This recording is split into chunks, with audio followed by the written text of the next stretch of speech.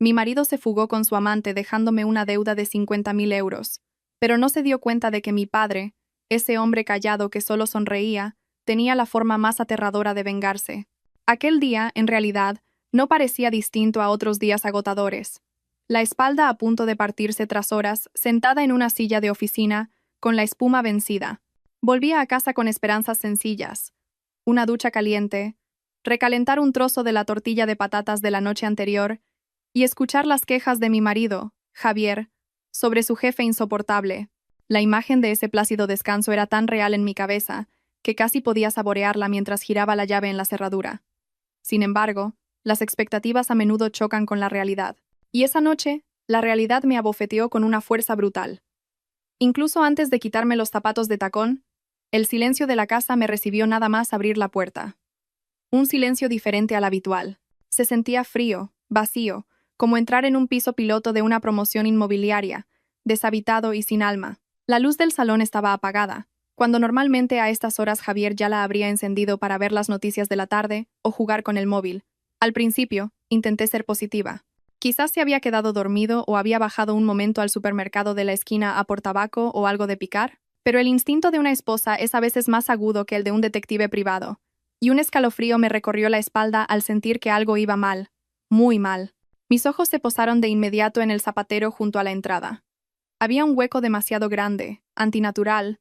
Las zapatillas de marca de Javier, las que se compró el mes pasado, ya no estaban. No solo eso, sus mocasines de piel favoritos, los que usaba para presumir ante los vecinos cuando había junta de la comunidad, también habían desaparecido. El corazón se me aceleró, un ritmo de pánico que golpeaba mi pecho. Dejé caer el bolso al suelo sin cuidado y caminé rápidamente hacia el dormitorio principal, esperando haberme equivocado, esperando que quizás Javier estuviera limpiando todos sus zapatos en el patio, aunque sabía que era la persona más perezosa del mundo para esas cosas. La escena en el dormitorio hizo que mis rodillas flaquearan, como si mis huesos se hubieran vuelto de gelatina. El armario empotrado estaba abierto de par en par, mostrando el lado de Javier completamente vacío. Solo quedaban unas cuantas perchas de plástico que se balanceaban lentamente con la brisa que entraba por la ventana entreabierta. Sus trajes, sus vaqueros caros, la chupa de cuero de la que tan orgulloso estaba, todo había desaparecido sin dejar rastro. Lo que me provocó una risa amarga en medio del pánico fue descubrir que también se había llevado su almohada de viaje. Imagina, en plena fuga para abandonar a su mujer, todavía tuvo tiempo de pensar en la comodidad de su cuello. Qué increíble sentido de la prioridad tenía Javier. Corrí al baño y, efectivamente, su cepillo de dientes, su maquinilla de afeitar, incluso su carísimo gel facial, que costaba más que mi jabón para un mes entero, ya no estaban. Javier se había ido de verdad. No lo habían abducido los extraterrestres. No se había ido a un viaje de trabajo de última hora. Me había abandonado. Pero la verdadera sorpresa aún no había llegado. El plato fuerte de la noche me esperaba pacientemente sobre la mesa del comedor, listo para hacer estallar mi mundo en 1000 pedazos. La mesa estaba ordenada, demasiado ordenada, a excepción de 2 objetos: una hoja de papel manuscrita y un sobre marrón y grueso, con el logo de un conocido banco. Mi mano temblaba violentamente al coger el papel. Sentía como si estuviera sosteniendo una bomba de relojería a punto de estallar. La letra de Javier, esa caligrafía de médico que también conocía, estaba allí. Respiré hondo, tratando de calmar mis pulmones oprimidos, y empecé a leer el último mensaje del hombre que durante 5 años había dormido a mi lado. La nota era breve, directa y terriblemente hiriente, como si Javier hubiera elegido a propósito las palabras que más daño podían hacerme. Escribió que ya no era feliz viviendo conmigo, que según él yo era demasiado rígida y aburrida. Dijo que tenía derecho a buscar su propia felicidad. Y esa felicidad, según sus palabras, la había encontrado en una mujer llamada Mónica. El nombre no me sonaba de nada, pero al parecer era muy familiar en el corazón de mi marido. Dijo que empezaría una nueva vida con Mónica en un lugar lejano, donde yo no pudiera encontrarlo. Al final de la carta escribió la frase que hizo que la sangre me hirviera en las venas. Lo siento, no puedo cargar con el peso del pasado, así que por favor encárgate tú del resto. Sentí un ardor en los ojos, pero las lágrimas no caían. La conmoción aún dominaba la tristeza. Mi mirada se desvió hacia el sobre marrón. Con un gesto brusco lo rasgué. Dentro había varios documentos oficiales con el membrete del banco, imponentes y amenazadores. Recorrí con la vista las líneas, las cifras, las letras, hasta que mis ojos se clavaron en un número impreso en negrita: 50.000 euros. Era el importe total de un préstamo personal vencido, con sus correspondientes intereses y recargos por demora que hacían la cifra aún más fantástica. Sentí que el mundo giraba a una velocidad vertiginosa, como si estuviera en un tío vivo estropeado que no podía parar. 50.000 euros a mi nombre. ¿Cómo era posible? Entonces, mi mente viajó 6 meses atrás. Javier llegó a casa con una cena deliciosa, se portó increíblemente dulce, me masajeó los hombros y me puso delante un montón de papeles. Dijo que era solo una formalidad para solicitar capital para un pequeño negocio que planeaba montar, y yo, estúpidamente le creí. Firmé aquel fajo de folios sin leer la letra pequeña porque confiaba en mi marido. Resultó que mi firma de aquel día fue la sentencia que arruinó mi vida. Una náusea repentina me revolvió el estómago. La combinación del hambre y el estrés repentino golpeando mis entrañas. Me dejé caer en una silla del comedor, mirando fijamente la cifra de 50.000 euros. Mi sueldo como administrativa apenas me daba para el alquiler y las facturas. Necesitaría décadas para pagar una deuda así. Y eso si no comía ni bebía. Javier no solo se había llevado mi corazón y mi dignidad, se había llevado mi futuro, dejándome un agujero tan profundo que me veía obligada a saltar dentro. Y lo más cómico, en medio de esta tormenta emocional, fue darme cuenta de que faltaba algo más en la cocina. La cafetera de cápsulas de diseño que me había comprado con la paga extra de Navidad. Javier se había fugado con la cafetera. El tipo se escapa con su amante. Me deja una deuda de miles de euros. ¿Y siente la necesidad de llevarse la cafetera?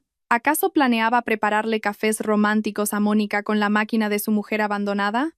De verdad, si la situación no fuera tan terrorífica, me habría reído a carcajadas de lo ridículo y miserable que era mi marido. No quería perder ni un céntimo. Cogí mi móvil con la mano aún temblorosa y marqué el número de Javier, con la estúpida esperanza de que todo fuera una broma macabra, una cámara oculta sin gracia. No hubo tono de llamada, solo la voz de la operadora. El número que ha marcado no está disponible o se encuentra fuera de cobertura. Volví a llamar, una y otra vez, hasta que me dolió el pulgar, pero el resultado fue el mismo. Se había deshecho de ese número, igual que se había deshecho de mí. El pánico empezó a trepar por mis piernas hasta mi cabeza, convirtiéndose en un miedo que me ahogaba. La imagen de cobradores de deudas, hombres corpulentos de cara adusta, empezó a danzar en mi mente. A menudo veía en las noticias lo crueles que podían ser. Embargos, pertenencias arrojadas a la calle, acoso día y noche. Y ahora, yo era la protagonista de esa película de terror. Este pequeño piso que pagábamos a medias con una hipoteca, aunque la mayor parte de la entrada la puse yo, estaba a mi nombre. Eso significaba que pronto no solo sería una mujer divorciada, engañada y pobre, sino también una sin techo. El pack completo de desgracias para una sola noche. Las lágrimas que había contenido por fin se desbordaron, empapando mis mejillas y goteando sobre el extracto del banco, emborronando ligeramente la tinta de las cifras. Lloré desconsoladamente en aquel comedor solitario, gritando en silencio el nombre de Dios, preguntándome por qué mi suerte era tan mala. ¿Qué había hecho yo? Siempre intenté ser una buena esposa, sin exigir demasiado, ahorradora. Ni siquiera pedía cosméticos caros. Pero la recompensa fue una traición de nivel divino por parte de la persona en la que más confiaba. El dolor era insoportable, como si me hubiese golpeado el dedo meñique del pie contra la pata de una mesa, pero multiplicado por 1000. El reloj de la pared marcaba las 9 de la noche, pero el silencio era tan profundo que parecía medianoche.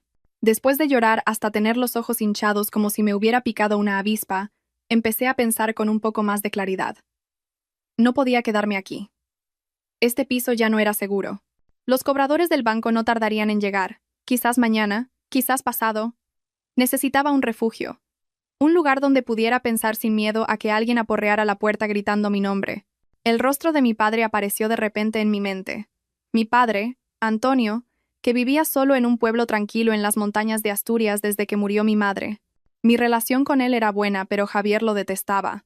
Siempre decía que mi padre era un paleto, un antiguo, que no estaba al nivel de su estilo de vida moderno y urbanita. Por eso, en los últimos 2 años apenas había visitado a mi padre, para evitar discutir con Javier. Ahora, la culpa se abría paso en mi corazón. Había descuidado a mi padre por un hombre que ahora me descuidaba a mí. Qué irónica es la vida a veces. Pero, ¿me aceptaría mi padre? Su hija estúpida que solo volvía a casa cuando estaba destrozada. Tenía miedo de decepcionarlo. Mi padre siempre estuvo orgulloso de mí, de que trabajara en la capital y tuviera un marido.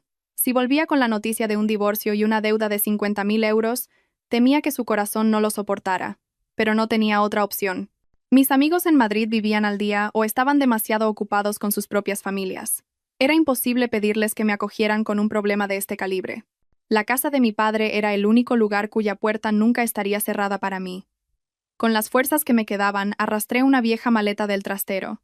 La misma maleta polvorienta que usé cuando vine por primera vez a esta ciudad llena de sueños. Ahora, la usaría para huir de la ciudad que había masticado y escupido mi vida. Empecé a meter mi ropa de cualquier manera. Sin doblar, sin orden. Lo importante era que entrara. Cogí mis documentos importantes. Títulos, partida de nacimiento y la libreta del banco con su triste saldo. No quería dejar nada de valor en esa casa, por si el banco la precintaba a la mañana siguiente. Mis ojos se toparon con nuestra foto de boda, colgada en la pared del dormitorio. En ella, Javier sonreía de oreja a oreja, con una expresión sincera, mientras yo lo miraba con amor absoluto. Mentira. Todo era mentira. Esa sonrisa era falsa. Con un movimiento rápido, descolgué el marco y lo estrellé contra el suelo. El sonido del cristal rompiéndose rasgó el silencio de la noche, dándome una pequeña satisfacción.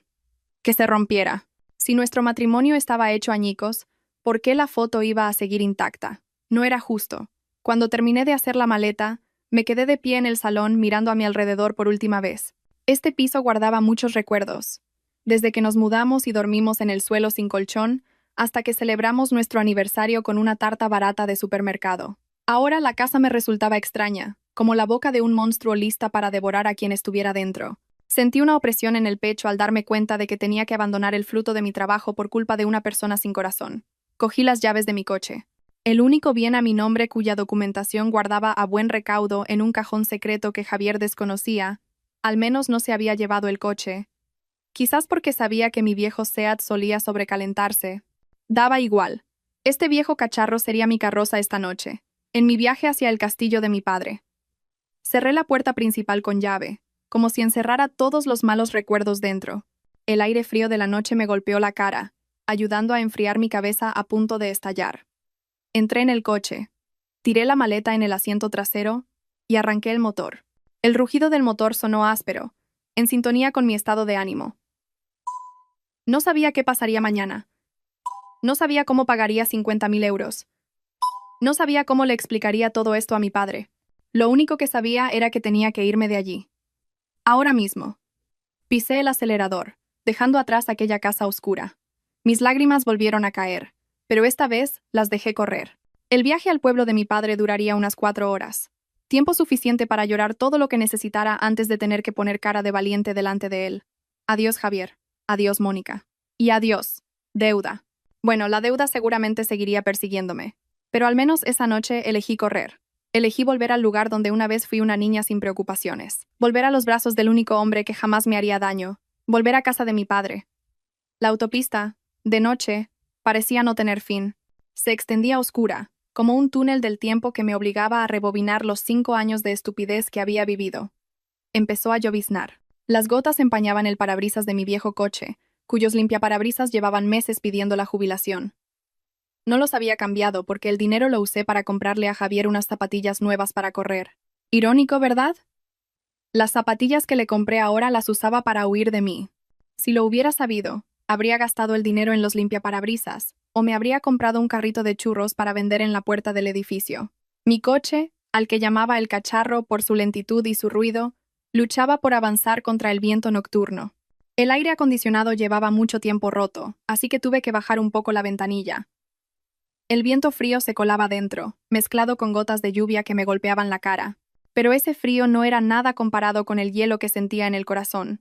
Durante todo el trayecto no puse la radio. La música solo habría interrumpido el concierto de mis sollozos, que ya iban por la 5ª canción. Lloraba, me callaba para respirar, y volvía a llorar al recordar la letra del robot de cocina que aún no había pagado, y ahora esto. Una deuda de 50.000 euros. En el kilómetro 150, el cacharro empezó a toser. El motor rateaba, como si también él protestara por tener que hacer un viaje tan largo a esas horas. Golpeé el volante con pánico. Vamos, cacharro, no te pares ahora. Estamos en una misión para salvar mi dignidad. Coopera, por favor. Le supliqué a esa masa de hierro. Por suerte, pareció entender el sufrimiento de su dueña y siguió adelante, aunque con un sonido asmático. Decidí parar un momento en un área de servicio. Tenía los ojos demasiado hinchados y la vista se me nublaba. Necesitaba agua y quizás un poco de cordura. Aparqué en un rincón oscuro, avergonzada de que alguien viera mi cara, que debía parecerse a la de un fantasma. Busqué un pañuelo en la guantera. No lo encontré, pero mi mano tropezó con un pequeño trozo de papel. Curiosa, encendí la tenue luz interior. Era un ticket de compra. La fecha era de hacía solo una semana. Mis ojos se abrieron como platos al ver el nombre de la tienda. Una joyería de lujo en el centro de Madrid. Y la cifra. Dios mío. La cifra hizo que casi se me salieran los ojos de las órbitas. 2.000 euros. Javier había comprado un collar de oro blanco por 2.000 euros. El pecho se me oprimió de nuevo. Hacía una semana le pedí 20 euros para comprar unas vitaminas porque se me caía el pelo a mechones por el estrés del trabajo. Javier me dijo que no tenía efectivo, que teníamos que ahorrar para el futuro. Resulta que el futuro al que se refería era el esbelto cuello de Mónica. Mientras tanto, yo, su mujer, tenía que conformarme con champú de marca blanca. Le compró a su amante un collar que costaba más que mi sueldo. Sentí ganas de tragarme el ticket para que no hubiera más pruebas que me hicieran daño, pero el papel era demasiado amargo. Lo arrugué con fuerza y lo tiré al suelo del coche. Las piezas del rompecabezas empezaron a encajar. Por eso últimamente llegaba tarde a casa, con la excusa de las horas extra. Por eso sonreía solo mirando el móvil, diciendo que leía el divertido grupo de chat de la oficina. Estaba construyendo su palacio de amor sobre mi sufrimiento. Y yo, inocentemente, le preparaba una infusión caliente cuando llegaba tarde, incluso le masajeaba la espalda porque me daba pena que estuviera tan cansado. Cansado estaría de pasear por centros comerciales con Mónica. ¡Qué estúpida! Campeona nacional de estupidez. Después de beber media botella de agua y lavarme la cara en un baño público cuyo olor a amoníaco, curiosamente, me reconfortó al recordarme que la vida está llena de malos olores. Continué el viaje. Mi destino estaba cada vez más cerca. El asfalto liso de la autopista dio paso a las carreteras secundarias llenas de baches. Las farolas se volvieron escasas, reemplazadas por la densa oscuridad de los bosques de castaños a ambos lados del camino. A medida que me acercaba al pueblo de mi padre, la cobertura del móvil iba y venía, como mi relación con Javier. Mejor, pensé. Al menos no recibiría más notificaciones de deudas ni llamadas de números desconocidos. El pueblo de mi padre está en las faldas de una montaña. El aire es fresco, y la tierra, fértil. De niña, siempre le suplicaba que nos mudáramos a la ciudad porque no soportaba el silencio del pueblo. Ahora, ese silencio era lo que más anhelaba. Quería esconderme tras la niebla de la montaña, esperando que mis problemas no pudieran encontrarme allí. El cielo en el este empezaba a teñirse de naranja cuando el cacharro entró por fin en el pueblo. El canto de los gallos me dio la bienvenida. El paisaje de prados verdes y el rocío de la mañana sobre las hojas me proporcionaron una pizca de calma. La gente del pueblo comenzaba su día. Algunos hombres con azadas al hombro se dirigían a sus huertas. Las mujeres caminaban hacia la pequeña plaza del mercado con cestas. Todos parecían tranquilos, sin el peso de una deuda de 50.000 euros. Sentí una envidia terrible. Mi coche giró lentamente para entrar en el patio de una casa de piedra y madera, robusta y antigua, al final de un camino. Era la casa de mi padre. El patio era amplio, lleno de plantas aromáticas y las flores que mi difunta madre había plantado. Nada había cambiado, excepto el manzano de la entrada, que estaba más frondoso. Apagué el motor. El silencio me envolvió. Solo se oía el trino alegre de un jilguero, un contraste brutal con el caos de mi cabeza. No bajé de inmediato. Me quedé sentada al volante, mirando la puerta principal, aún cerrada. El miedo me invadió. ¿Cómo iba a empezar? Hola, papá, ¿qué tal? Por cierto, Javier se ha fugado, y tengo una deuda del valor de un coche de lujo. ¿Tienes algo para desayunar? Imposible. Mi padre tenía la tensión alta. Si se lo soltaba de golpe, podría convertirme en la hija desalmada que manda a su padre al hospital. Miré por el retrovisor. Mi aspecto era espantoso. Ojos hinchados, rímel corrido que me hacía parecer un oso panda insomne y el pelo revuelto. Intenté arreglármelo con los dedos, pero era inútil. De repente, la puerta principal se abrió. Un hombre mayor, con pantalones de pana y una camiseta de algodón blanca algo grande, salió con una taza de café. Era mi padre. Su pelo era completamente blanco, pero su cuerpo todavía se veía fuerte para su edad. Dio un sorbo al café mientras miraba el cielo del amanecer. Luego, su mirada bajó y se detuvo en mi coche. Entrecerró los ojos, quizás reconociendo al cacharro, o quizás extrañado de ver esa chatarra aparcada en su patio tan temprano, Mi corazón se detuvo un instante cuando nuestras miradas se encontraron a través del parabrisas. No pareció demasiado sorprendido. Simplemente dejó su taza sobre la barandilla de madera del porche y caminó lentamente hacia el coche, con paso tranquilo. Como si la llegada de su hija, hecha un desastre, de madrugada, fuera lo más normal del mundo. Abrí la puerta con manos temblorosas. Mis pies parecían no tocar el suelo al bajar. El olor a tierra húmeda y al café de mi padre llegó a mis fosas nasales. Quería sonreír, saludarle, pero tenía un nudo en la garganta. Mis defensas se derrumbaron al ver su rostro sereno, lleno de arrugas. Papá, fue lo único que pude decir. Mi voz sonó rota y ronca. Mi padre no preguntó, ¿qué haces aquí? ¿O dónde está tu marido? Solo me miró de la cabeza a los pies, vio la maleta en el asiento trasero, mi cara descompuesta, y pareció entenderlo todo sin necesidad de una sola palabra. El instinto de un padre era mucho más agudo que el de cualquier detective. Ya has llegado, dijo suavemente. Su voz era tranquila, como el fluir de un río. Entra. Acabo de cocer unas patatas. Aún están calientes. Solo eso, sin interrogatorios, sin enfado, solo una oferta de patatas cocidas. Y, extrañamente, esa simple frase hizo que las lágrimas, que creía ya secas, volvieran a brotar, esta vez como una presa rota. Me abalancé sobre él y lo abracé, derramando todo mi dolor, mi cansancio y mi miedo sobre sus hombros delgados pero increíblemente firmes. En ese abrazo, me sentía a salvo, aunque sabía que, ahí fuera, la tormenta de una deuda de 50.000 euros todavía esperaba para devorarme. Pero al menos por esa mañana, tenía patatas cocidas y a mi padre. Las patatas cocidas de mi padre eran extrañas. Tenían un sabor simple, casi soso, y se me hacían un poco bola en la garganta. Pero, no sé por qué, cada bocado se sentía como el tranquilizante más potente del mundo. Estaba sentada en el porche trasero de la casa, con vistas a un pequeño maizal. El sol ya empezaba a calentar, iluminando mi cara hinchada. En mis manos un viejo plato de loza con las patatas humeantes. Mi padre estaba en su mecedora favorita, sorbiendo su café solo, sin azúcar, con la serenidad de un monje. La paz de este pueblo era tan profunda que me parecía una falta de respeto romperla con historias de infidelidades y deudas. Las gallinas picoteaban la tierra. El viento mecía las hojas de los plátanos y el sonido del agua de un caño de bambú sonaba como música terapéutica. Un contraste brutal con el caos de mi cabeza, que parecía un mercado en llamas. Miré a mi padre de reojo. Su piel arrugada y curtida por el sol, sus manos ásperas, llenas de callos de sujetar la azada, su camiseta con un pequeño agujero en el hombro. Ver a esa figura tan sencilla hizo que mi pecho se oprimiera aún más por la culpa. Durante años permití que Javier menospreciara a mi padre. Recordé todas las veces que le propuse a Javier venir al pueblo. Siempre tenía 1000 excusas. Que si era alérgico al polvo, que si no podía dormir sin aire acondicionado, que si le daba asco el baño con agua fría. Una vez tuvo que venir por una celebración familiar, y se pasó el día entero metido en el coche con el motor en marcha, para que no le picaran los mosquitos. Javier siempre decía, Sofía, tu padre es un paleto.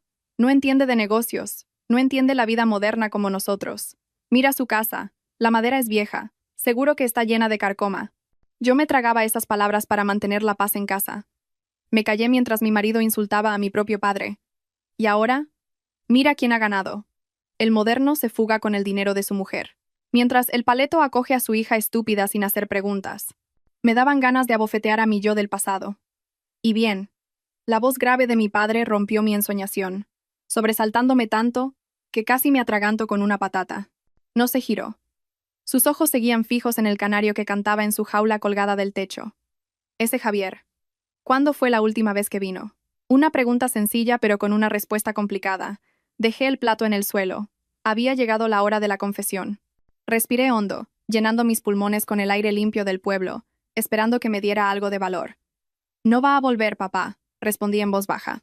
Mi voz temblaba. Javier se ha ido. Me ha dejado. Mi padre detuvo el balanceo de su mecedora un instante, y luego lo reanudó al mismo ritmo. ¿A dónde se ha ido? ¿Otro viaje de trabajo o esta vez ha dicho que tenía una junta de accionistas en Marte?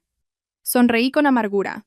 Mi padre siempre supo que las excusas de Javier eran absurdas, pero nunca lo dijo delante de mí. No es un viaje de trabajo, papá.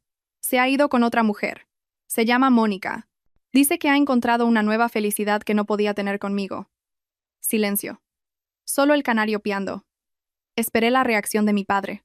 Esperé que se enfadara, que tirara la taza de café, o que al menos maldijera a Javier. pero permaneció tranquilo, como si le acabara de decir que el precio de los pimientos había subido un poco en el mercado. «Ah», murmuró mi padre, «pues qué bien». Mis ojos se abrieron de par en par. «Qué bien. ¿Qué tiene de bueno, papá? A tu hija la han dejado por otra. La han tirado como si fuera basura y dices que qué bien».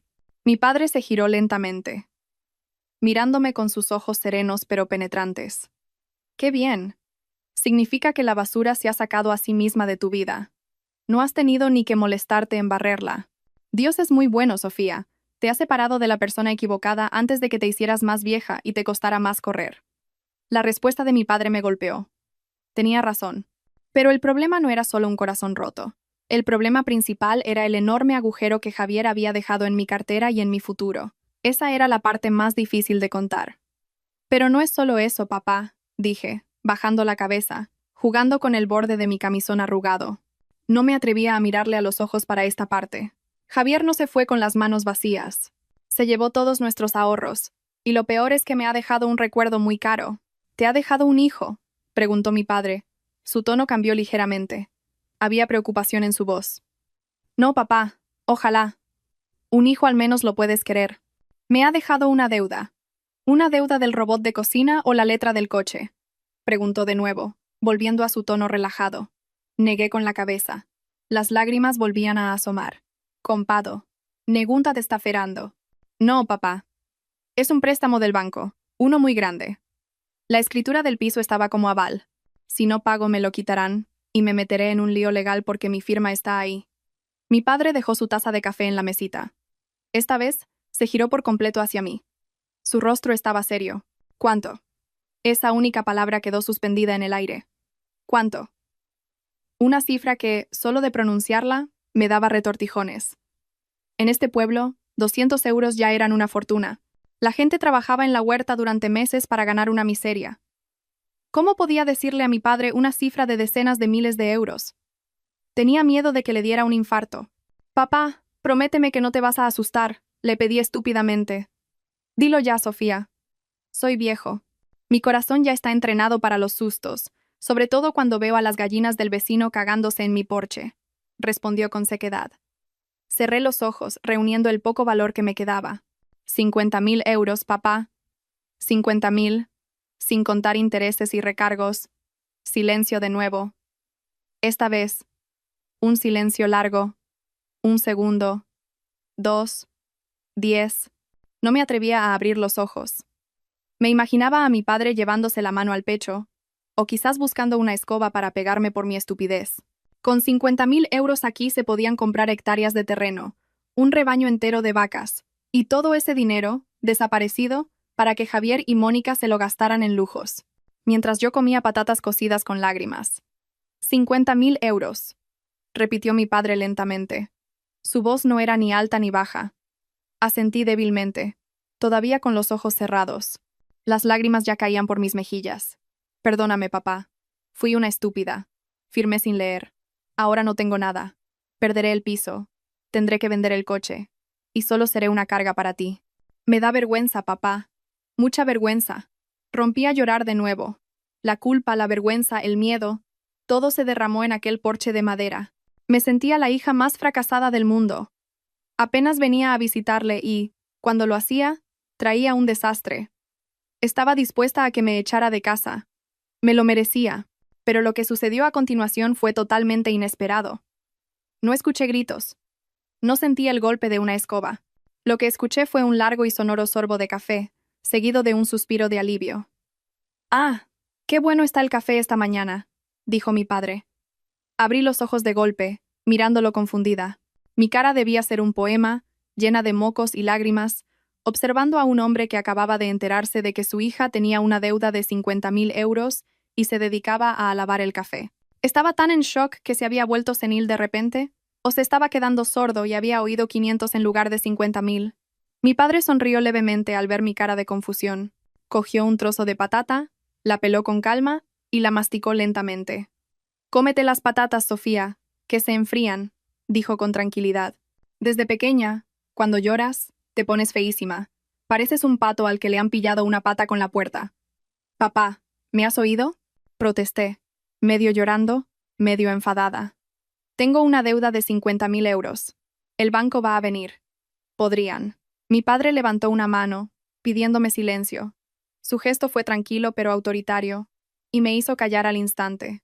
Me miró fijamente, con una mirada profunda y tranquilizadora, como si estuviera contemplando un vasto océano en lugar de un problema complicado. Escucha, hija, dijo con dulzura. Ese dinero es mucho para comprar galletas, pero para la dignidad de mi hija, es barato. Me quedé boquiabierta. ¿Qué quería decir? Termínate las patatas y luego dúchate. Hueles a sudor mezclado con coche viejo, continuó mi padre, levantándose. Se estiró un poco, haciendo crujir su espalda. Voy a la cuadra a ver las gallinas. No pienses en el dinero. Considéralo la matrícula más cara que has pagado nunca en la escuela de la vida. Mi padre bajó del porche y se puso sus chanclas gastadas. Antes de irse, se giró y me dedicó una sonrisa misteriosa que nunca le había visto. No era una sonrisa de confusión, ni de resignación. Era la sonrisa de alguien que tiene el as de espadas en una partida de cartas, una sonrisa de victoria oculta. 50.000 euros, murmuró con una risita, como si fuera el chiste más gracioso de la mañana. Ese Javier, ¿con quién se cree que ha ido a jugar? Me quedé sola en el porche con 1.000.000 de preguntas. Mi padre, un simple agricultor de pueblo, ¿por qué reaccionaba con tanta calma? ¿Acaso no era consciente del peligro? ¿O había algo sobre él que yo no sabía? Lo que estaba claro es que las patatas en mi mano de repente sabían un poco más dulces, y el peso sobre mis hombros, aunque no había desaparecido, se sentía un poco más ligero, como si la espalda encorvada de mi padre se lo estuviera llevando mientras se alejaba hacia el gallinero. La espera de que una bomba estalle es mucho más tortuosa que la propia explosión. Eso es lo que sentí durante todo el día siguiente en casa de mi padre, desde mi confesión en el porche. Vivía como una fugitiva escondida en su madriguera.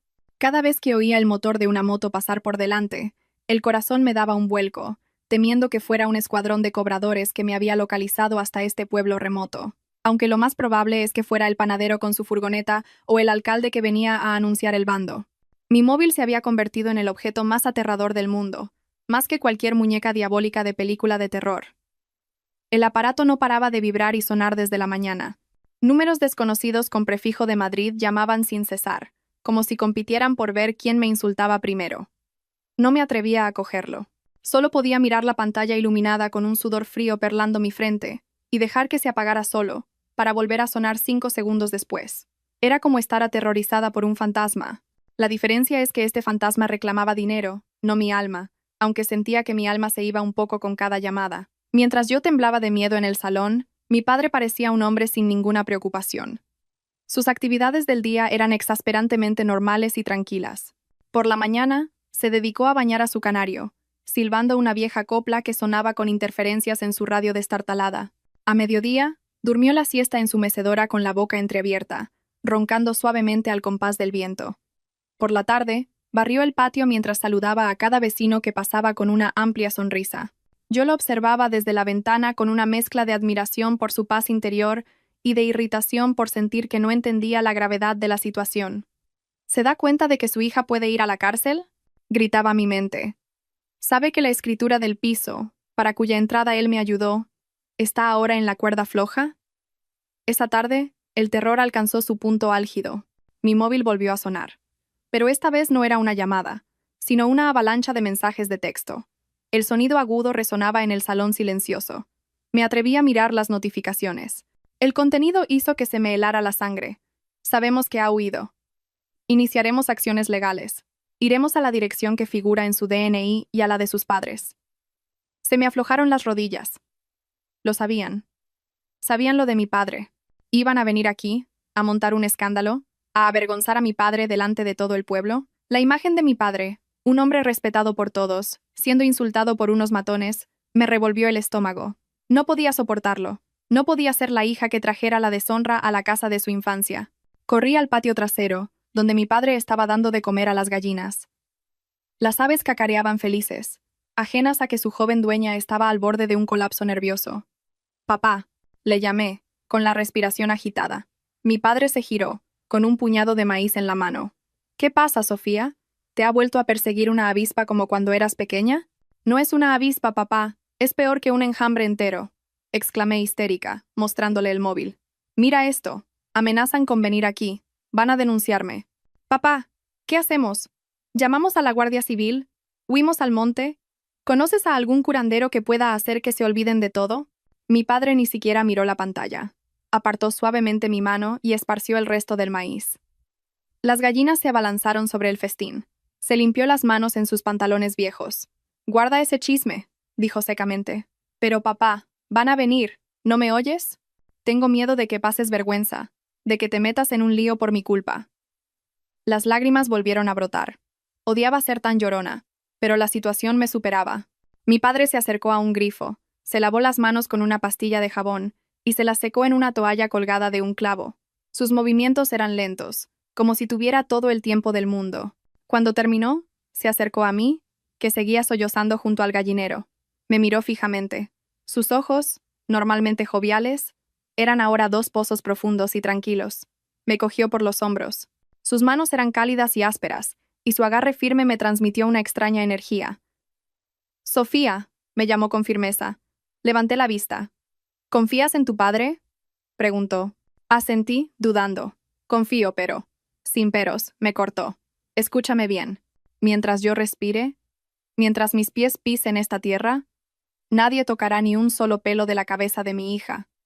Ni el banco, ni los cobradores, ni la policía, y mucho menos ese sinvergüenza de Javier. Pero la deuda es de 50.000 euros, papá. ¿De dónde sacaremos el dinero? ¿Vas a vender las tierras? No lo hagas, papá. Son la herencia del abuelo. ¿O vas a pedírselo al prestamista del pueblo? Eso es peor, balbuceé, imaginando los peores escenarios. Que si mi padre iba a vender un riñón, que si iba a atracar la caja rural.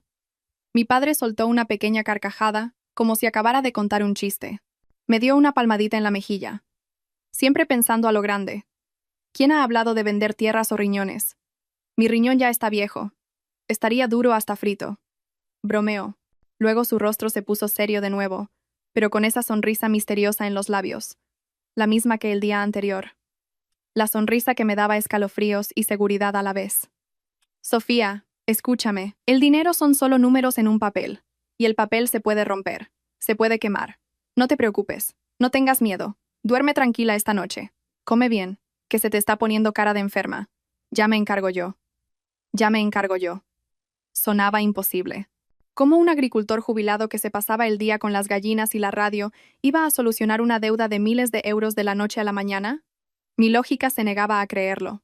Mi sentido común me decía que era absurdo. Pero el tono de su voz, amén, amén, amén, no sonaba a fanfarronería, sonaba a una promesa, o más bien, a una certeza, como cuando decía mañana llueve y efectivamente llovía.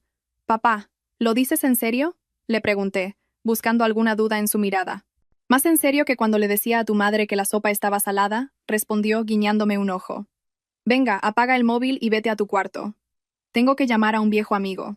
Son cosas de mayores, los niños no se meten. Se dio la vuelta y caminó tranquilamente hacia su despacho, una pequeña habitación en un rincón de la casa que siempre estaba cerrada con llave y en la que rara vez entraba. Me quedé paralizada junto al gallinero, mirando su espalda encorvada por los años. Un calor repentino me recorrió el pecho. Una extraña confianza empezó a crecer en mí.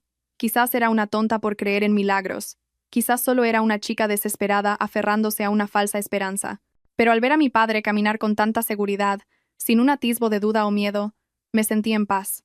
Esa noche, por primera vez en días, obedecí. Apagué el móvil, lo guardé en el fondo de un cajón, y me tumbé en el duro pero cómodo colchón de lana. El canto de los grillos sonaba como una nana. Antes de quedarme dormida, oí la voz de mi padre desde el despacho. Su tono no era el habitual. Era bajo, firme, autoritario, un tono de mando que nunca le había oído. No entendí lo que decía, pero me recordó a un general en una película de guerra dando órdenes a sus tropas. Deben ser alucinaciones por el cansancio, pensé, arropándome hasta el cuello. Fuera lo que fuera que mi padre estuviera planeando, esa noche decidí creer en su frase mágica. No te preocupes, ya me encargo yo. Y con esa confianza por fin, me dormí profundamente, dejando atrás el mundo real y esperando que, en mis sueños, no apareciera Javier. Mientras yo intentaba recomponer mi corazón a base de patatas cocidas en el pueblo, en algún rincón de la ciudad, Javier debía de sentirse el hombre más afortunado del universo. Me lo imaginaba brindando con Mónica en un lujoso apartamento, riéndose de lo fácil que había sido engañarme. Javier era de esa clase de personas que, en cuanto ganan una pequeña batalla, caminan con el pecho inflado como si fueran los dueños del asfalto. Seguramente pensaba que su huida había sido un éxito rotundo. Se había llevado los ahorros y me había dejado enterrada en una montaña de facturas. Mónica, su supuesta nueva felicidad, en mi imaginación era una mujer deslumbrada solo por el brillo del oro. No aguantaría a su lado en las malas, y mucho menos si solo podía invitarla a un menú del día en un bar de polígono. Javier se había endeudado con 50.000 euros, no para construir un futuro, sino para alquilar el afecto temporal de una mujer adicta a las compras de lujo. Debían de estar planeando vacaciones exóticas, comprando objetos caros e innecesarios, sintiendo que la vida era maravillosa mientras tuvieran dinero sucio en las manos. Javier había olvidado por completo que en este mundo existe una ley de siembra y cosecha, y él acababa de plantar la semilla de un huracán en el campo de la persona equivocada. La mañana en casa de mi padre fue diferente. El ambiente, normalmente relajado, se sentía un poco más serio, pero tranquilo. Mi padre se levantó al amanecer, pero no para ir a la huerta. Estaba bien vestido, con una de sus viejas camisas de lino, algo descolorida pero que aún le sentaba con elegancia.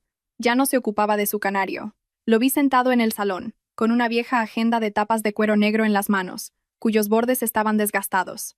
Apuntaba algo con un bolígrafo con trazo firme, como si cada línea fuera una estrategia de guerra que no podía permitirse ni un milímetro de error. «Papá, ¿a dónde vas tan arreglado?», le pregunté mientras le llevaba un té caliente. Levantó la vista y sonrió levemente. «Voy a ver a un viejo amigo a Oviedo. Un asuntillo. Tú quédate en casa.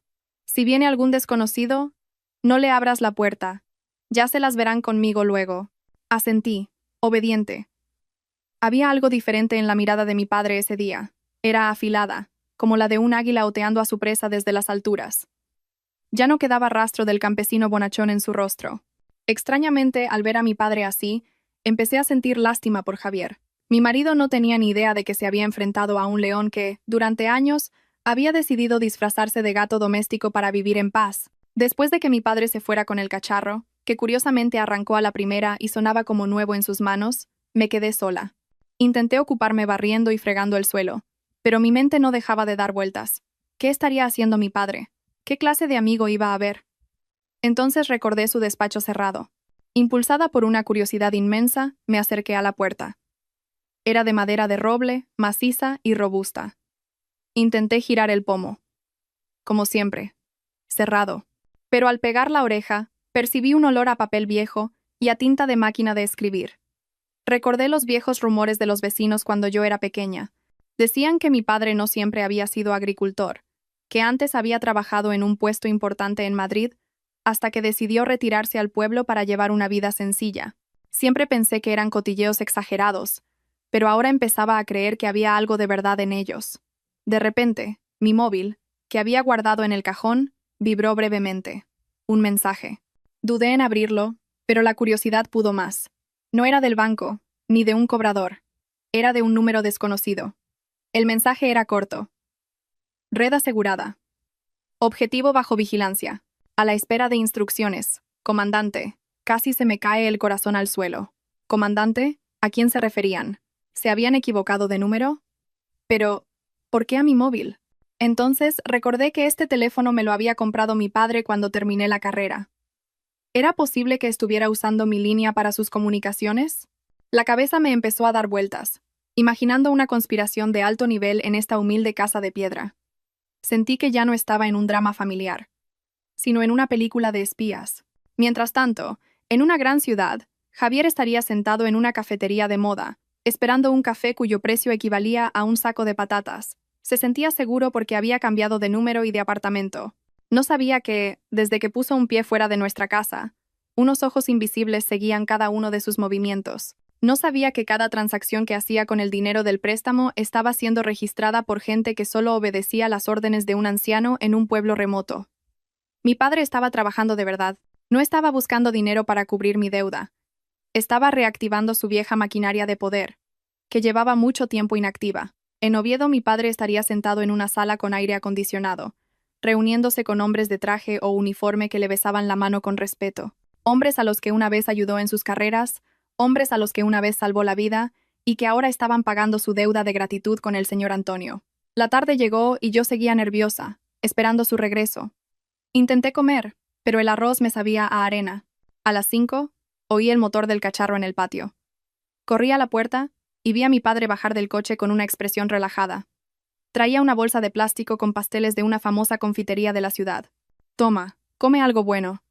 No todo van a ser patatas, que te vas a quedar con cara de tubérculo, me dijo, entregándome el paquete con tono de broma. Papá, ¿qué tal ha ido? Le pregunté impaciente. Mi padre se quitó los zapatos y se sentó en el porche. Cogió un pastel y lo mordió con deleite. Todo según el plan. Javier está de fiesta. Dejémosle disfrutar un poco más. Para que la caída duela, primero hay que subir a la persona lo más alto posible. Así el golpe suena más fuerte y el dolor es más intenso. Tragué saliva. Papá. El mensaje del móvil. ¿El comandante eras tú? Mi padre se rió a carcajadas, tanto que casi se atraganta con el pastel. Vaya. ¿Así que te llegó a ti? Perdona. Se me olvidó que esa línea aún estaba conectada a tu teléfono. Haz como que has leído el guión de una radionovela por error. Me dio una palmadita en la mano. Sofía, a partir de mañana ya no tienes que temer las llamadas. Todo está bajo control. Ahora solo tienes una tarea.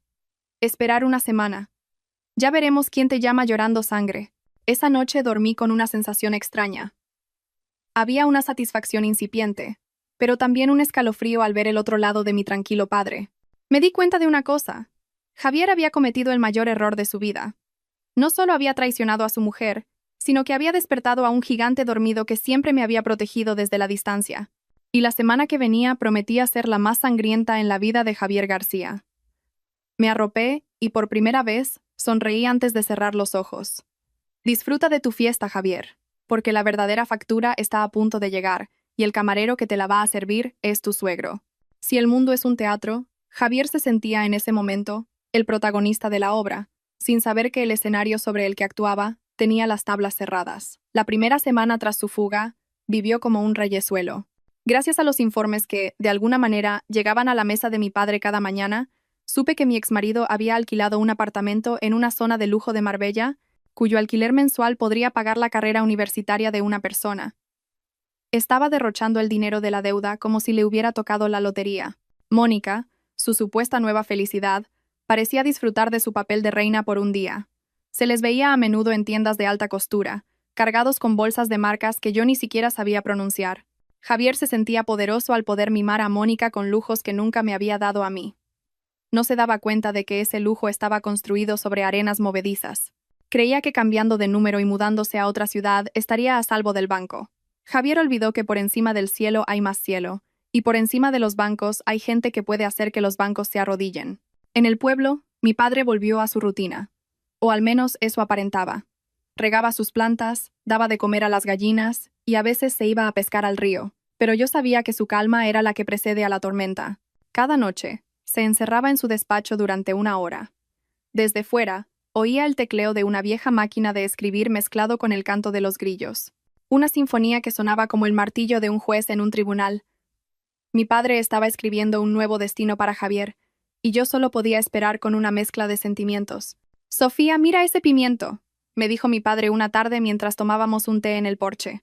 Señaló una planta cuyos frutos rojos brillaban, pero en cuyo tallo empezaba a haber una pequeña oruga. La oruga se siente satisfecha comiendo las hojas más tiernas. No sabe que el pájaro la lleva observando desde esta mañana. Está demasiado ocupada comiendo como para mirar hacia arriba. Sonreí con amargura. Pero la oruga aún no se la ha comido el pájaro, papá. ¿Y si el pájaro llega tarde? Mi padre sorbió su té lentamente. El pájaro nunca llega tarde, Sofía. Solo espera a que la oruga engorde un poco más, para que de un solo bocado se quede lleno. Mañana verás cómo esa oruga ya no está. Y así fue. Al día siguiente, el juego comenzó. A primera hora, mi padre me pidió que encendiera el móvil que llevaba días escondido. Dudé, pero él asintió con firmeza. En cuanto la pantalla se iluminó, ya no había miles de mensajes de acoso del banco, ni llamadas de cobradores maleducados. Lo que había era un único mensaje del banco informando de que toda la deuda a mi nombre había sido asumida por un tercero y que mi situación quedaba libre de toda obligación legal. Casi se me cae el móvil. Papá, ¿qué significa esto? ¿La deuda está pagada? ¿Con qué la has pagado? Pregunté con voz temblorosa. Mi padre se rió mientras cepillaba las plumas de su canario. No la he pagado con dinero, Sofía. Solo he hecho un intercambio de favores con el dueño del banco por una ayudita que le presté hace mucho tiempo. Ahora la deuda ya no es tu problema. Ha pasado a manos de una empresa de inversiones que, digamos, tiene métodos de cobro más creativos. En Marbella, el mundo de Javier empezó a temblar. Estaba comiendo en un restaurante de lujo cuando su tarjeta de crédito fue denegada. Probó con otra, también denegada. Empezó a ponerse nervioso, pero intentó mantener la calma delante de Mónica. Pensó que sería un error del sistema. Pero la verdadera sorpresa llegó cuando volvieron al apartamento y sus llaves de acceso no funcionaban. El conserje le informó de que el piso había sido embargado por estar vinculado a un flujo de fondos sospechoso. Javier llamó a su empresa, esperando poder cobrar su sueldo o algún bonus, pero las sorpresas no habían terminado. Su jefe, normalmente amable, lo despidió por teléfono entre insultos. Al parecer, un expediente de investigación sobre un desfalco de fondos que Javier había estado llevando a cabo discretamente apareció de repente en la mesa del director esa mañana. El expediente era exhaustivo, con fotos, pruebas y detalles de cada transacción. Javier no solo había perdido su casa y su dinero, acababa de perder su carrera y su reputación en menos de una hora. Mónica, al ver a Javier desmoronarse, mostró su verdadera cara. La mujer mimosa y dulce se volvió fría como el hielo. ¿No decías que tenías mucho dinero, Javier? ¿Por qué ahora te lo han quitado todo? ¿Por qué te han despedido?, le gritó en el vestíbulo del edificio, ignorando las miradas de la gente. Mónica no entendía de amor verdadero si no había saldo en la cuenta. Para ella, Javier era solo un cajero automático. Y si el cajero se estropeaba, no dudaría en buscar uno nuevo. Javier se quedó paralizado en la acera, viendo cómo Mónica le tiraba la maleta desde un taxi en marcha. No tenía dónde ir, no tenía trabajo y, lo peor de todo, empezó a recibir mensajes de un número desconocido. Ya no eran del banco. Eran de gente que le enviaba fotos de la casa de sus padres y una frase corta. Nuestro dinero no es gratis, Javier. Sabemos dónde estás. Javier sintió un frío que le subía desde los pies hasta el corazón. Acababa de darse cuenta de que no lo perseguía un lento sistema bancario, sino algo mucho más oscuro y eficiente. Intentó recordar quién podría hacerle algo así. Pensó en la mujer a la que consideraba débil, y en su suegro, al que consideraba un viejo paleto. Imposible que sea ese viejo, murmuró, temblando, mientras caminaba sin rumbo. Esa noche, bajo la luz de una farola, Javier se sentó solo en un banco. Tenía hambre, pero le daba miedo gastar el poco efectivo que le quedaba. Cada vez que una moto se acercaba, se escondía detrás de un árbol. Se sentía como una rata en un laberinto sin salida. Y a lo lejos, en una casa de piedra, un anciano apagaba su máquina de escribir con satisfacción. Miró una foto de nosotros dos, de la que había recortado a Javier, y susurró a la noche. Esto es solo el principio, Javier. El juego no ha hecho más que empezar. Yo, que lo observaba desde la puerta, solo pude suspirar. Sentía una extraña satisfacción, pero también un escalofrío. Mi padre lo había solucionado todo, pero de una forma que nunca habría imaginado. Javier estaría llorando, pero yo sabía que su llanto más desesperado aún estaba por llegar. Entré en mi cuarto y dormí con una sensación de alivio. Sabía que mi verdadero héroe no llevaba capa, sino pantalones de pana y una camiseta de algodón. La vida de Javier en ese momento debía de ser como estar atrapado entre dos muros que se cierran lentamente. En solo 3 días, el hombre que se creía el más guapo y rico se había convertido en un vagabundo aterrorizado. Las noticias que llegaban a casa de mi padre por la mañana eran música para mis oídos. Al parecer, Javier intentó alojarse en una pensión barata, pero antes de poder deshacer la maleta, la policía se lo llevó para interrogarlo sobre el desfalco. Lo curioso es que, por su cobardía, no llegó a pisar el calabozo. Alguien pagó misteriosamente su fianza. Él pensaría que fue un ángel de la guarda, pero solo era parte del guión de mi padre para que siguiera en la calle, sin la protección de unos barrotes, y así sintiera el verdadero terror. Mi padre quería que Javier supiera lo que es ser un fugitivo sin rumbo, exactamente como me sentí yo al descubrir la deuda. La diferencia era que yo tenía a mi padre, y Javier solo tenía su propia sombra, que ahora le parecería aterradora. En el porche, mi padre se cortaba las uñas mientras miraba el reloj. Sofía, ¿sabes qué es lo que más asusta a un traidor?, preguntó sin mirarme. No es que lo atrapen. Es que lo dejen libre. Pero que de repente nadie que conoce lo reconozca. Ahí es cuando siente que el mundo se le ha encogido. Me quedé en silencio, imaginando la cara de Javier, seguramente demacrada y sucia. Mónica, su supuesto amor verdadero, se había esfumado llevándose el dinero y las joyas que él le había comprado. Mónica era como una hiedra. Se aferra mientras el árbol está verde, pero en cuanto se seca, Busca un nuevo anfitrión. A Javier le habían dado de su propia medicina. El clímax llegó a mediodía. Estaba lavando ropa en el patio cuando oí una moto detenerse. Por un momento, el corazón me dio un vuelco, un viejo reflejo. Pero era el cartero, con una carta certificada. Se la di a mi padre, que estaba sentado tranquilamente. La abrió, la leyó y sonrió de oreja a oreja. Una sonrisa que me dio escalofríos y alivio a partes iguales. «Es una notificación del juzgado y del banco, Sofía», dijo, entregándome los papeles. «Tu nombre está limpio. Todos tus antecedentes deudores han sido borrados al demostrarse que hubo estafa y falsificación de documentos por parte de Javier. El piso de Madrid está asegurado. Ahora es 100% tuyo, sin ninguna deuda». Leí los documentos una y otra vez. Una gratitud inmensa me inundó el pecho. La carga de los 50.000 euros, que había sido como una montaña sobre mis hombros, se desvaneció de golpe gracias a la intervención silenciosa del hombre que tenía delante. «Gracias, papá. No sé cómo agradecértelo», susurré, abrazando sus piernas. Él me acarició la cabeza. «Solo hay una forma, Sofía. No vuelvas a ser una mujer débil que se deja engañar por hombres con labia. Y ahora, prepárate. La oruga parece que tiene hambre y está confundida. Apuesto a que en menos de 2 días intentará contactarte». Y así fue. Esa misma tarde, mi móvil vibró. No era un número desconocido. Era el antiguo número de Javier, que había reactivado. Miré el teléfono con una mezcla de rabia y curiosidad. Mi padre, que se estaba preparando un té, me miró. «Cógelo, Sofía. Escuchemos lo que tiene que decir alguien que acaba de perder su mundo. Pero recuerda, ni una pizca de compasión. Tu compasión es demasiado cara para gente como él». Respiré hondo y deslicé el dedo por la pantalla. Me puse el teléfono en la oreja, en silencio, esperando. «¿Hola?» «Sofía. Soy yo, Javier». Su voz era ronca, temblorosa, llena de sollozos contenidos. Ya no había rastro de su tono arrogante. «Sofía, ayúdame. Estoy en la calle. No tengo a nadie. Mónica se lo llevó todo. El banco se quedó el piso. La empresa me ha despedido. Por favor, perdóname. Me equivoqué. Mónica me manipuló. Podemos empezar de nuevo, ¿verdad?» Cerré los ojos, sintiendo náuseas al oír la palabra equivoqué. Un error es equivocarse de calcetines, no engañar a tu mujer y falsificar su firma para una deuda de miles de euros. «Sofía, di algo.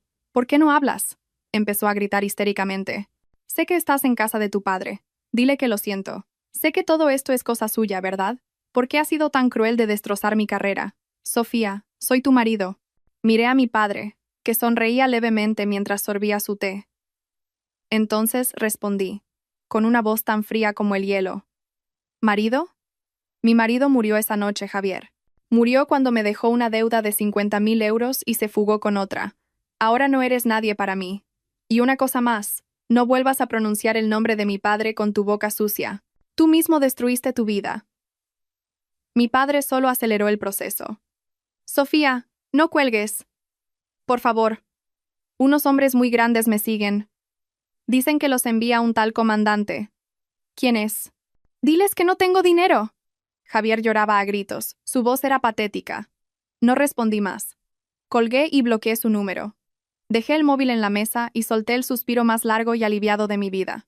Me sentí como si acabara de tirar una bolsa de basura que llevaba años pudriéndose en mi casa. Mi padre se levantó y me puso una mano en el hombro.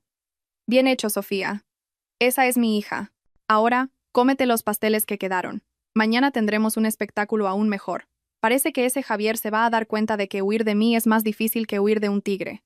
Sonreí, una sonrisa genuina y victoriosa. Detrás de la sencillez de mi padre se escondía una fuerza capaz de poner el mundo del revés por mí.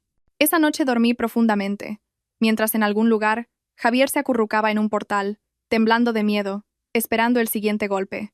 La justicia estaba en marcha, y yo la estaba disfrutando. Esta mañana, nuestro pueblo recibió una visita que parecía más un vagabundo que una persona. Desde la ventana, vi a un hombre de pie junto a la cancela de madera de casa. Su ropa, antes de marca, ahora estaba sucia y rota. Su cara, antes siempre afeitada y cuidada, ahora estaba cubierta por una barba descuidada, y sus ojos estaban hundidos, como si no hubiera dormido en días. Era Javier. Había usado sus últimas monedas para coger un autobús hasta aquí, esperando ablandarme con su cara de pena. Estaba allí, agarrado a la cancela, tambaleándose como si fuera a desmayarse. Los vecinos que pasaban lo miraban con desconfianza, pensando que era un loco perdido. Era irónico que Javier, que antes sentía asco por pisar la tierra del pueblo, ahora parecía dispuesto a besarla si le dejaban entrar. Yo lo miraba desde lejos, impasible. Ya no sentía odio, solo un profundo asco al ver lo bajo que había caído el hombre al que una vez admiré. Mi padre, que afilaba un machete en el porche, no le dedicó ni una mirada. El sonido del metal contra la piedra de afilar parecía la banda sonora de la miseria de Javier.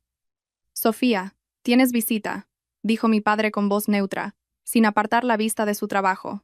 «Parece que se le ha olvidado el camino a casa, o quizás ha venido a pedir una limosna para comprarse un poco de dignidad». Salí al porche y me puse a su lado. Javier, al verme, gritó desesperado: «Sofía, Sofía, por favor, abre la puerta. Tengo hambre, no he comido desde ayer. Lo siento de verdad, perdóname». Su voz ronca y suplicante me revolvió el estómago. Caminé lentamente hacia la cancela. No para abrirla, sino para ver de cerca el rostro de un traidor en su punto más bajo. En cuanto llegué, Javier se arrodilló en el polvo. Intentó cogerme la mano, pero la aparté. «Sofía, te lo ruego. Mónica fue muy cruel. Se llevó todo mi dinero. Me embargaron el piso, y unos hombres enormes, enviados por tu padre, se llevaron mis cosas. Dile a tu padre que pare esto. No puedo más con este acoso». Lloraba a moco tendido. Lo miré con los ojos vacíos. «¿Dices que Mónica es cruel? No era tu nueva felicidad. ¿A dónde se ha ido ahora tu felicidad, Javier? ¿No quiere venir a comer patatas cocidas conmigo?» «Me equivoqué, Sofía. Estaba ciego. Me utilizó», gritaba, golpeando el suelo. «Te prometo que cambiaré. Haré cualquier trabajo aquí. Seré albañil, barrendero, lo que sea para volver contigo. Pero diles que dejen de perseguirme. Dicen que si no pago los 50.000 euros en una semana, me llevarán a un lugar remoto a trabajar a la fuerza hasta saldar la deuda. Ayúdame, Sofía». Al oír trabajar a la fuerza, casi me río. Mi padre tenía un sentido del humor muy oscuro para los castigos. No lo había metido en una cárcel donde tendría comida asegurada. No, había vendido su deuda a gente cuyos métodos de cobro eran mucho más creativos y agotadores. De repente oí unos pasos pesados detrás de mí.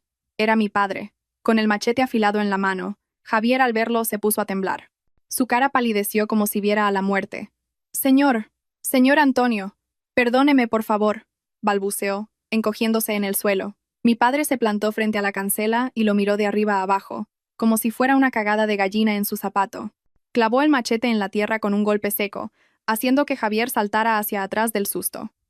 «Javier, ¿recuerdas lo que dijiste cuando pediste la mano de Sofía?», preguntó mi padre, con una voz baja pero que retumbaba. «Dijiste que la cuidarías más que a tu propia vida, que eras un hombre moderno y de éxito.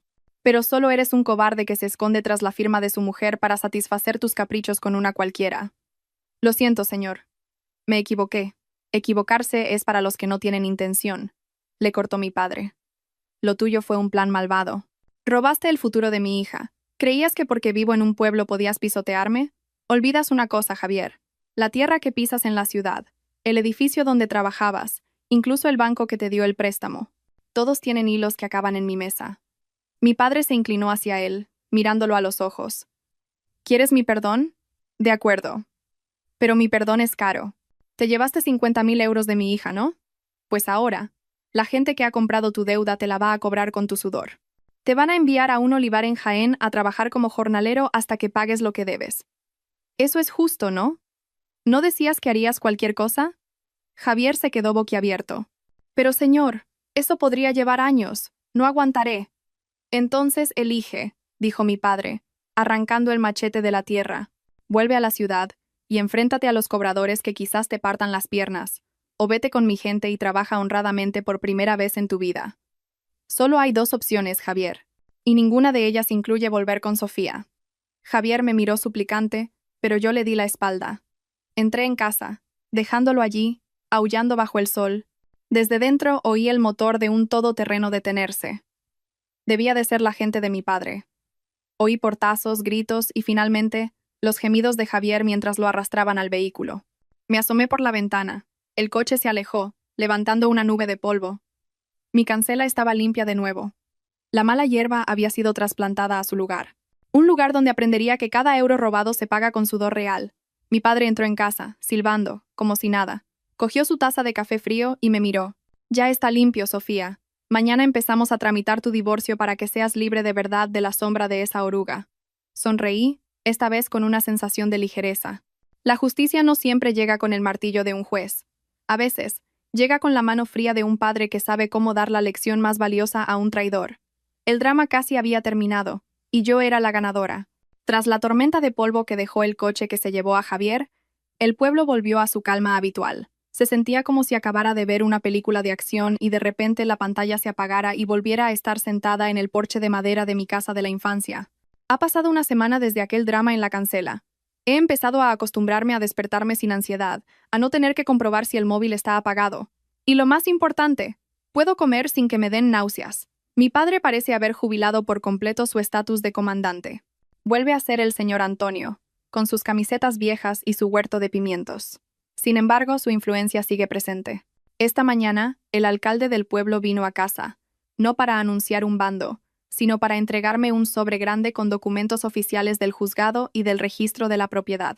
Le entregó el sobre a mi padre con una reverencia casi imperceptible, con mucho más respeto de lo habitual. Aquí está todo, don Antonio. Todo arreglado según las indicaciones de su contacto en la ciudad, dijo. Mi padre asintió, como si fuera algo trivial. Luego me dio el sobre.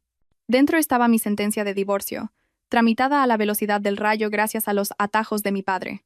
Y la escritura del piso de Madrid, completamente limpia y a mi nombre. Acaricié los papeles, sintiendo la textura de mi libertad.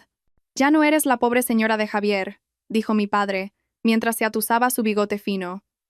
Eres Sofía, propietaria de una casa sin deudas y con todo el futuro por delante. No vuelvas a equivocarte de camino, ¿eh? Si se te acerca un hombre, que primero haga un examen de honestidad delante de mí. Me reí. El humor de mi padre siempre lograba derretir el hielo de mi corazón. De momento me tomaré un descanso de los hombres, papá. Quiero centrarme en ser una buena hija. Pero la curiosidad por el destino de Javier seguía ahí. Mi padre, como si leyera mi mente, sacó un pequeño sobre marrón de su bolsillo. Noticias de la oruga. Mi gente ha enviado fotos y un breve informe. Abrí el sobre. Dentro, varias fotos borrosas. En una, vi a Javier en medio de un campo de olivos interminable. Llevaba ropa de trabajo tosca, su cara quemada por el sol, y sus manos, antes suaves, ahora sujetaban una vara pesada para varear las aceitunas. En otra foto, estaba sentado junto a una hoguera, comiendo de un tupper con una voracidad que sugería que era el manjar más exquisito del mundo. No quedaba nada del hombre arrogante de ciudad. En sus ojos solo había un cansancio extremo y una mirada de resignación. Mi padre había cumplido su palabra. No lo torturaban físicamente, pero lo obligaban a sentir lo que era el trabajo duro de verdad. Tenía que pagar cada céntimo de la deuda con su propio sudor. Al parecer, su salario como jornalero se destinaba íntegramente a pagar la deuda con la empresa de inversiones de un amigo de mi padre. A ese ritmo, tardaría entre 10 y 15 años en saldarla. Un internado en la escuela de la vida muy, muy largo.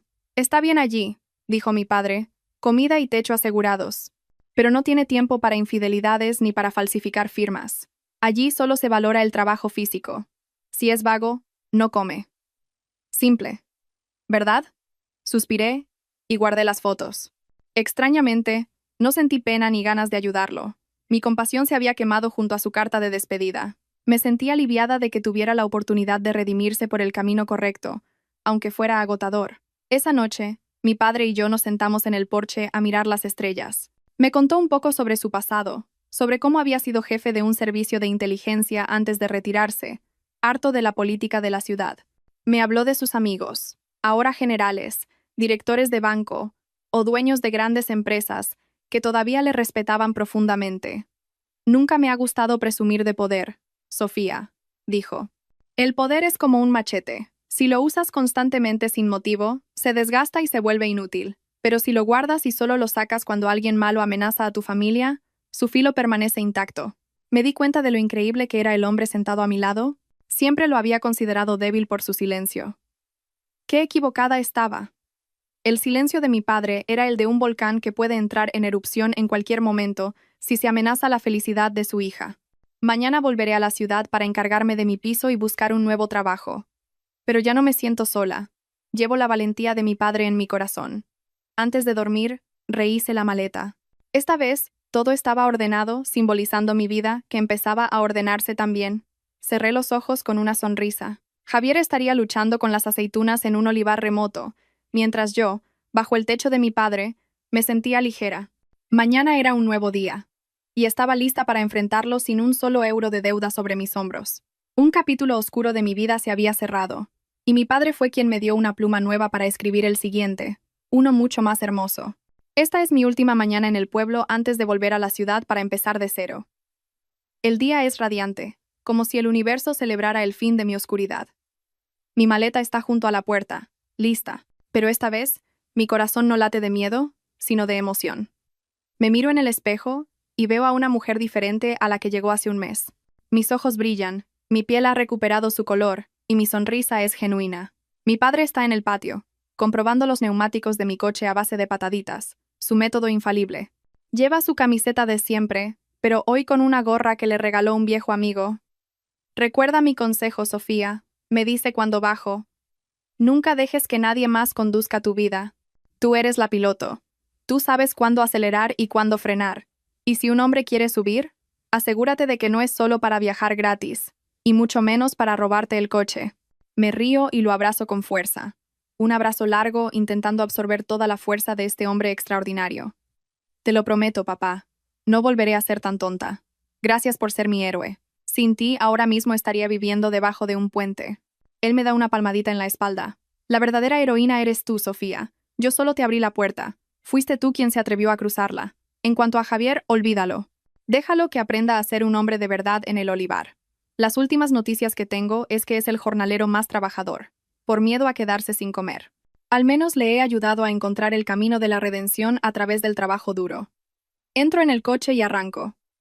El cacharro ruge suavemente, como si también se sintiera más ligero. Le digo adiós con la mano mientras me alejo. Por el retrovisor, veo a mi padre, de pie, despidiéndome con calma hasta que su figura se pierde en una curva. El viaje de vuelta a la ciudad se me hace corto. Pongo la radio y canto a pleno pulmón. Al llegar a mi casa la veo intacta, ni rastro de precintos. Está limpia, tranquila, esperando a su legítima dueña. El perfume de Javier ha desaparecido. El hueco en el zapatero sigue ahí, pero ahora lo veo como un símbolo de libertad. Lo llenaré con zapatos nuevos, comprados con mi propio esfuerzo, sin la sombra de ninguna deuda. Esa noche, me siento en el sofá con un té. Entro en mis redes sociales por primera vez en mucho tiempo. Veo una publicación anónima, de las que informaban a mi padre. Es una foto de Mónica, siendo interrogada en una comisaría por un caso de receptación de bienes de lujo comprados con dinero ilícito. La venganza de mi padre había alcanzado a todos los que disfrutaron de aquella deuda. La bella Mónica ahora cambiaría sus vestidos de diseño por un uniforme naranja. Cierro el móvil con una satisfacción total. Mi padre tenía razón. La justicia no necesita gritos, solo silencio y dejar que las cosas sigan su curso. Mañana empezaré a buscar trabajo. Tengo una casa, un coche y, lo más valioso, mi dignidad. Mi vida se hizo añicos por una traición, pero gracias a un agricultor silencioso en un pueblo de Asturias, aprendí que no hay tormenta que no se pueda superar si tienes el valor de volver a casa y luchar. Javier estará ahora mismo agotado bajo el sol de Jaén, arrepintiéndose de cada decisión. Pero yo, aquí, en mi casa, planeo un futuro brillante. El drama de los 50.000 euros y la traición ha terminado oficialmente. Apago la luz. Camino hacia mi cuarto con el corazón ligero, y me duermo con la sonrisa más sincera de mi vida. Mi vida acaba de empezar, y esta vez me aseguraré de que ninguna carta del banco vuelva a perturbar mi sueño. Gracias, papá. Sofía ha ganado.